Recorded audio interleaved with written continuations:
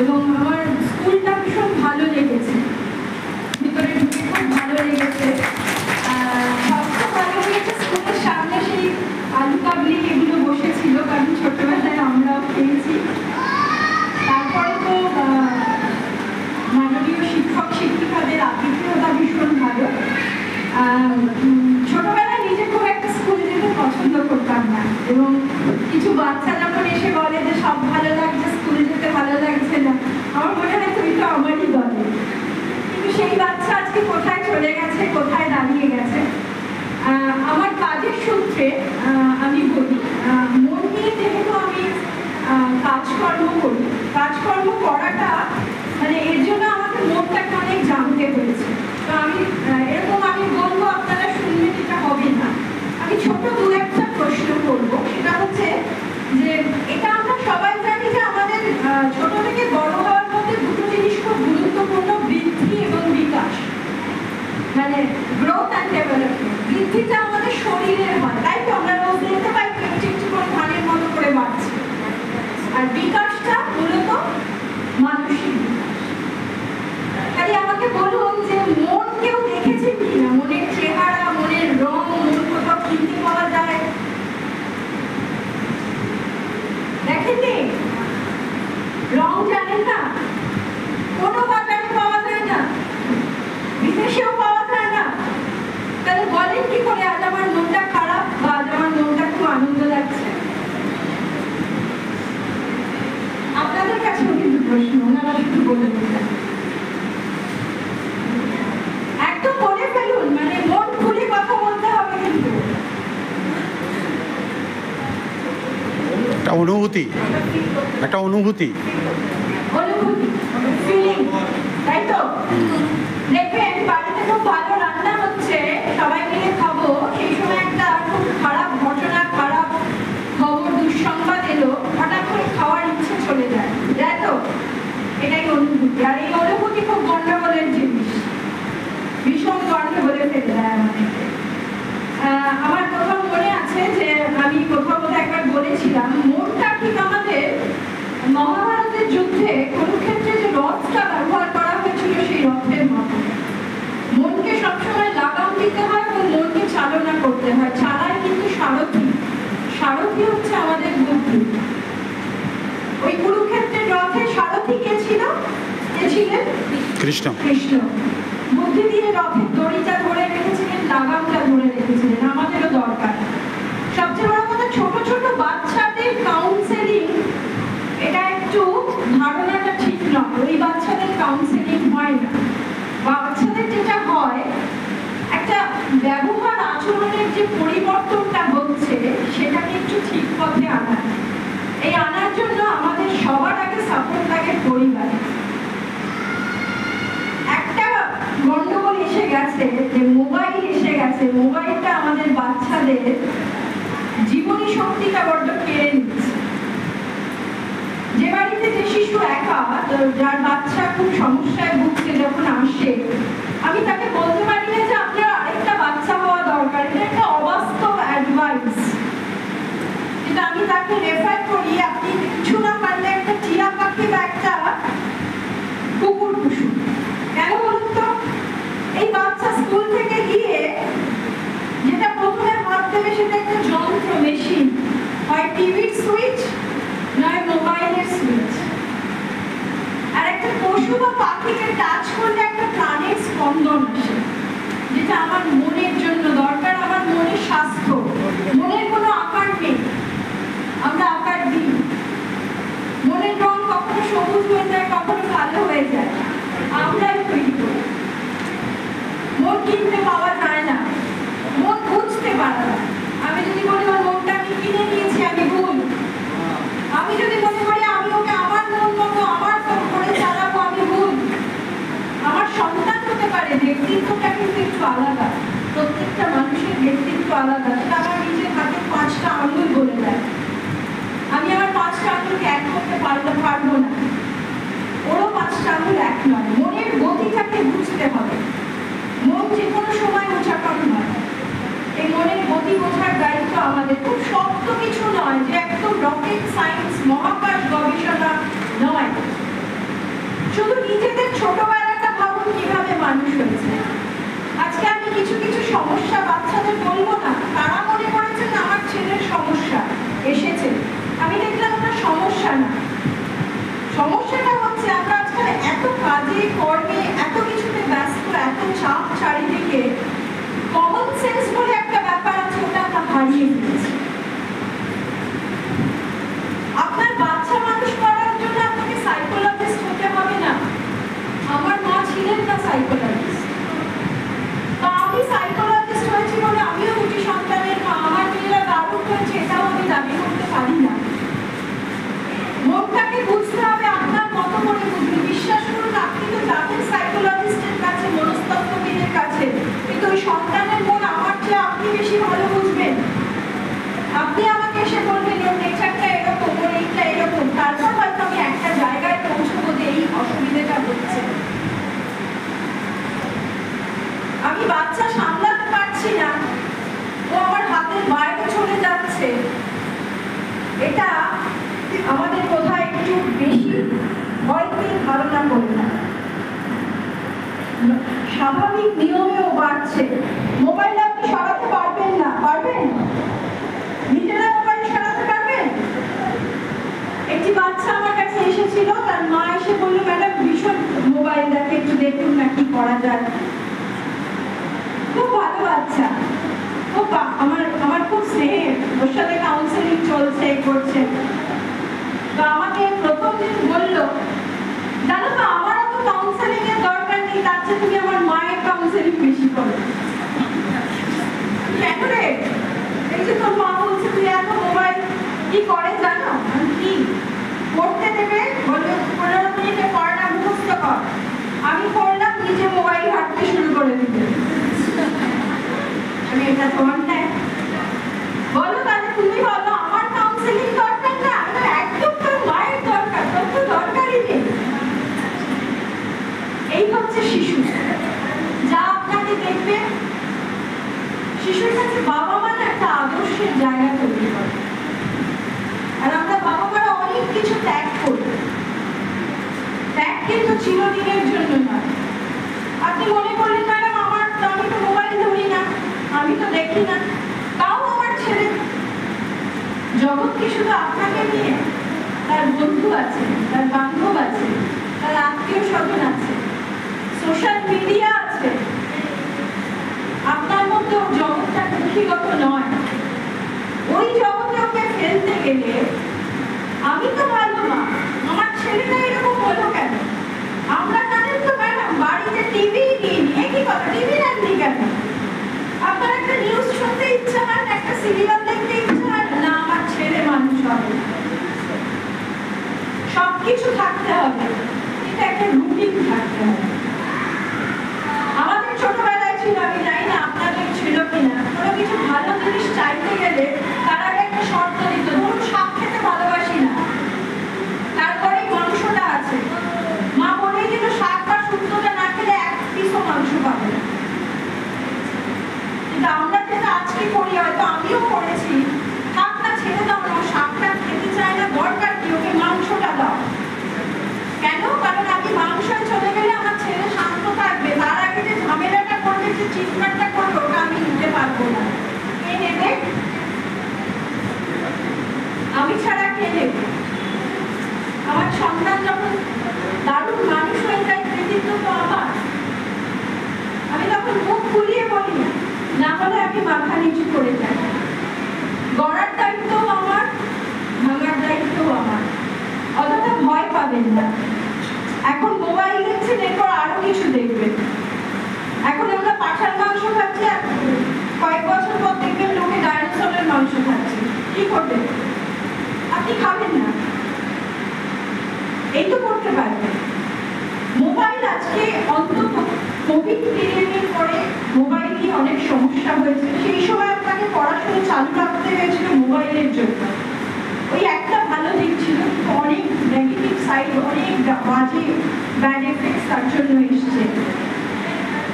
কিন্তু সেটা ধরে বসে থাকলে হবে না। রবি ঠাকুরের জুতো আবিষ্কারে রাজা বলেছিলেন আকাশ মুড়ে দাও, যাতে ধুলো না আসে।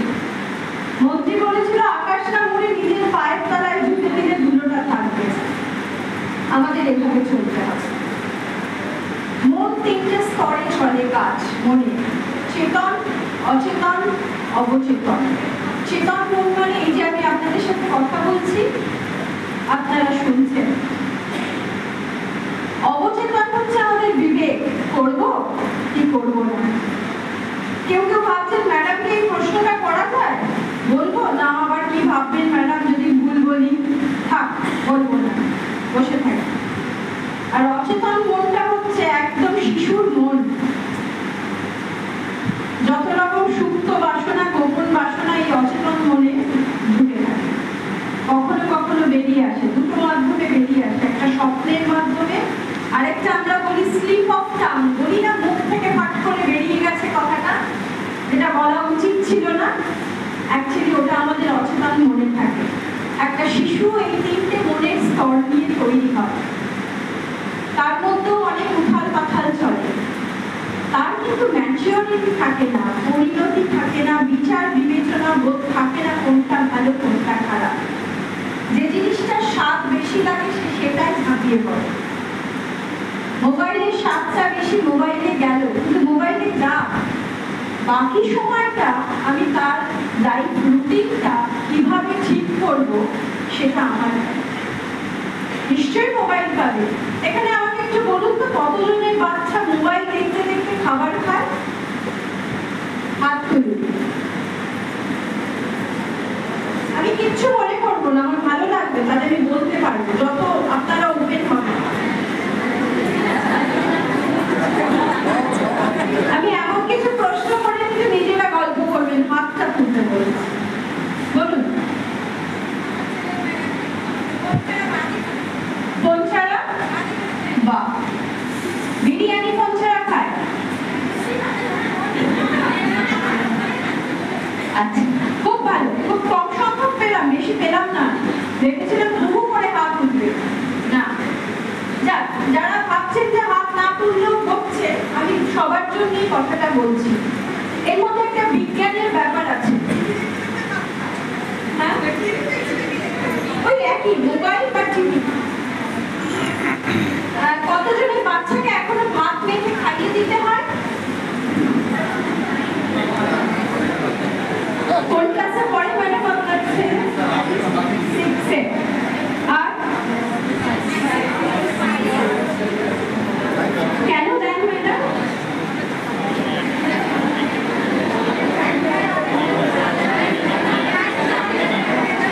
আপনাকে কি খাইয়ে দিতেন? কেউ দিয়েছে? আমরা তো অনেকগুলো ভাই বোন ছিলাম, জয়েন্ট ফ্যামিলিতে মানুষ হয়েছি, খাবারটা দিয়ে চলে যেত। পরশুদিনও লোকাল ট্রেনে ট্রাভেল করছিলাম, একটি মা তার বোধহয় করে সন্তানটা 6 মাস কি 8 মাস, ওই ট্রেনের মধ্যে ভাজাভুজি হয় না, ছিঁড়ে কেটে দিয়েছে, ও ফুটে ফুটে খাচ্ছে। আমার দেখে খুব ভালো লাগলো। আর ক্লাস 6-এর ছেলেকে ভাত মেখে খাইয়ে দিতে হচ্ছে।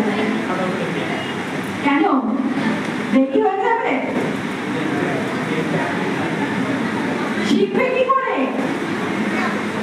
ওকে যে টাইমে খেয়ে স্কুলে যেতে হবে, অফিসে যেতে হবে, ও শিখবে কি করে? শেখাতেই বাধা দিচ্ছি তো। একদিন না খাক, একদিন কম খাক, খিদের জ্বালা এমন জিনিস। আমি আমার একটা ছোট্ট নিজের অভিজ্ঞতা বলি। আমার ছোটবেলায় বাচ্চাদের তো ডাক্তার দেখাতে হয়, গিয়ে প্রথম কমপ্লেন করেছিলাম, জানেন না ডাক্তারবাবু একদম বাচ্চাটা খায় না। তো আমাকে বলেছিল খেতে দেবেন না। আরে বাবা, কি বাজে ডাক্তার বলছে বাচ্চাকে খেতে দেবেন, আমি আর জীবনে আসবো না ডাক্তারের কাছে। খেতে দেবো না, না কেউ থাকবে কি করে? ওর যখন খিদে পাবে ও চাইবে আপনার কাছে। ডিমান্ড ফুড আমরা করতে দিই না। ওরে বাবা রে বাবু, 12টা বেজে গেছে, বেলা হয়ে গেছে, তোর এই হয়ে যাবে, ওই হয়ে যাবে, দিয়ে না আমি এখন খাবো না মা, আমি দিদি দেখবো, ভাগ্য করে মাখিয়ে খাইয়ে। শিখতে দিন। খাওয়াটার মধ্যে আপনি বলতে পারবেন যে খাওয়া আমার শেখার চামচে নয়, এটা আমাদের ব্রেন আর হ্যান্ডের কোঅর্ডিনেশন হয়। এই কোঅর্ডিনেশনটা দরকার। একটা বাচ্চা যখন টিভি দেখছে, মোবাইল দেখছে, আপনি ওর পাতে যা খুশি খাবার দেবেন। অনেক বাচ্চার মা আমাকে বলেছে এমনি তো সবজি খায় না, মোবাইলটা চালিয়ে ভাতের সাথে সবজি মিশিয়ে খাইয়ে দিই। খুব আনন্দ হলো, ছেলে অনেক সবজি খেলো। ওই সবজি কিচ্ছু কাজে লাগে না, ঘন্টার মাথা। ব্রেন একসঙ্গে মাল্টি ফাংশন করে না, আমরা করাই, তাতে এফেক্ট ভালো হয় না।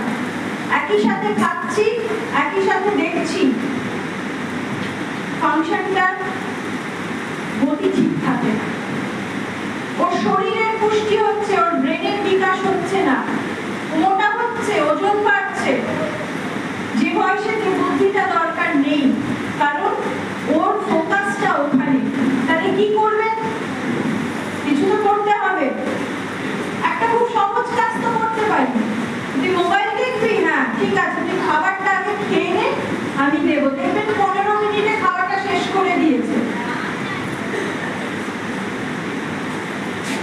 আমাদের খুব ছোট ছোট জিনিস, যার জন্য ডাক্তার মনস্তত্ত্ববিদের কাছে যেতে হবে না, কিছু কমন সেন্স। আর সবেতেই ও আঘাত পাবে, ও কষ্ট পাবে।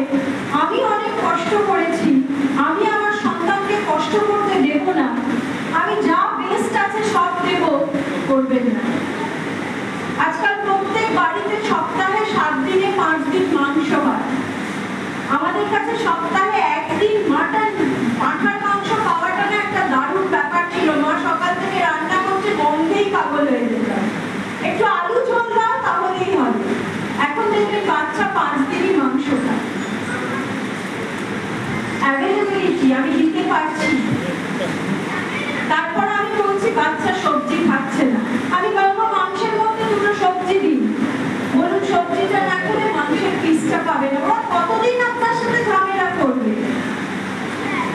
10 দিন করবে, 15 দিন করবে, কিন্তু 15 দিনের ধৈর্যটা আমাকে ধরতে হবে। আর আমি যদি খুব দুর্বল মন হই, না না না কি আছে, আমার যে মাংস কেনার ক্ষমতা নেই, চাইছে বাচ্চা মানুষ একটু মাংস খাবে, মাংসকে ভালো কিছু হয়। প্রত্যেকটা জিনিস শিখতে হবে, প্রত্যেকটা জিনিসের মূল্য দিতে হবে। ওরা তো জানেই না লোডশেডিং কাকে বলে। আপনারা পেয়েছিলেন পড়াশোনা করার সময় লোডশেডিং? হ্যারিকেন পেয়েছিলেন? ল্যাম্প পেয়েছিলেন? এখন কি হয়েছে? বাচ্চা খেলে এসে প্রচন্ড ঘেমে গেছে, যাবো গাটা মুছিয়ে দিয়ে একটু এসি ঘরে গিয়ে রেস্ট কর। আমরা ভাবতে পারি না। তাতে আমাদের ভালো কি হয়েছে জানি না, ক্ষতি কিছু হয় না। আমি চাইলে এখানে গাড়ি করে আসতে পারি, কিন্তু আমি লোকাল ট্রেনেই আসি, আমার ভালো লাগে। ভাববেন না যে আমি মনস্তত্ত্ববিদ বলে আমার মেয়েরাও খুব পারফেক্ট, তা নয়। তারা এই প্রজন্মের রোগ থাকবেই, কিন্তু আমার অরিজিনালিটি, আমি যেটা শিখে এসেছি, বংশ পরম্পরায় আমি যেটা পেয়েছি, আমি কিছু তো তাকে দেব। ওকে শিখতে দিতে হবে।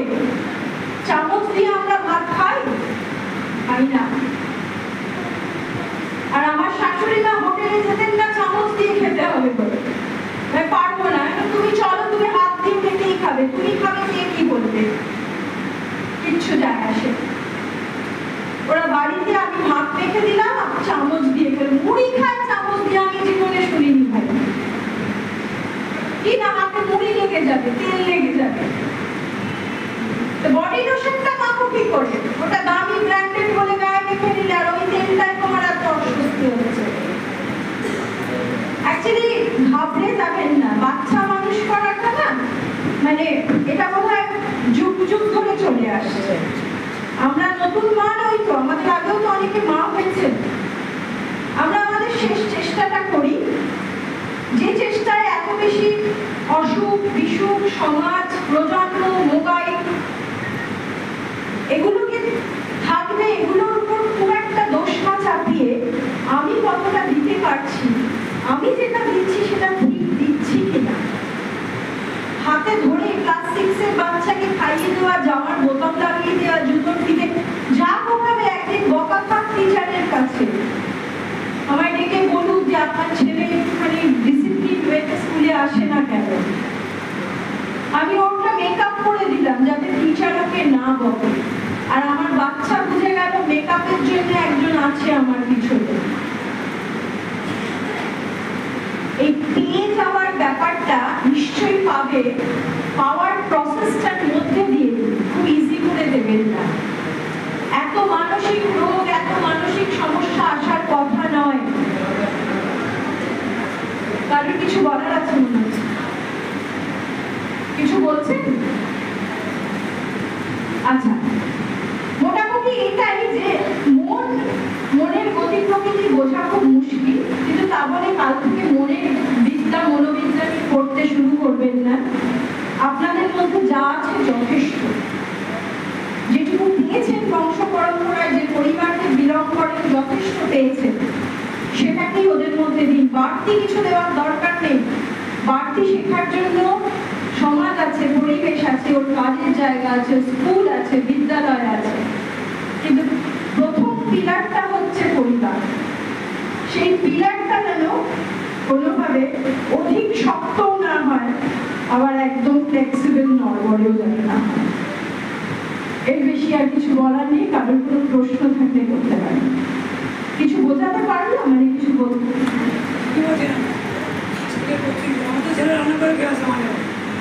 খুব ভালো। আপনার ছেলের রান্না খেতে আমি যাবো।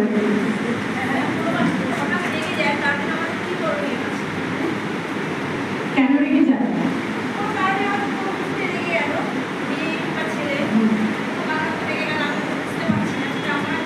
আপনি কি করেন রেগে গেলে?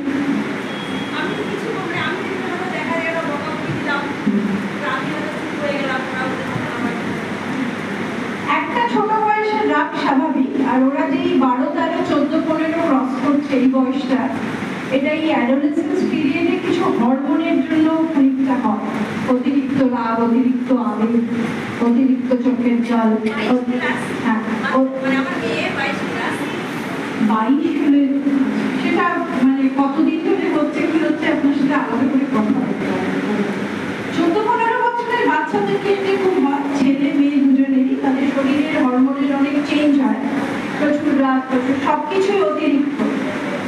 হ্যাঁ, তো সেটা কন্ট্রোলের একমাত্র প্রথম উপায় হচ্ছে আমরা কিছু রাগের জন্য স্পেসিফিক ব্যায়াম, এক্সারসাইজ করাই, যেগুলো করলে ঠিক থাকবে, এবং সেগুলো মোটামুটি সারা জীবন করে যেতে হবে। কারণ নইলে এরপরে যেটা দেখেছি আমরা, ওই কন্ট্রোল করতে না পারে শেষের দিকে বাচ্চাকে মেডিসিন খাওয়াতে হবে, যেটা কাম্য নয়। আর রাগ হচ্ছে একটা অনুভূতি, রাগ না থাকাটা ভালো না, রাগ থাকাটা ভালো, অতিরিক্ত রাগটা ভালো। আমাদের যে অনুভূতির মধ্যে রয়েছে তার মধ্যে রাগ একটা ইমোশন, রাগ থাকতেই হবে। খালি লক্ষ্য রাখতে হবে না রাগটা সে নেগেটিভ দিক দিয়ে বার করছে না পজিটিভ দিক দিয়ে বার করছে। ঠিক আছে?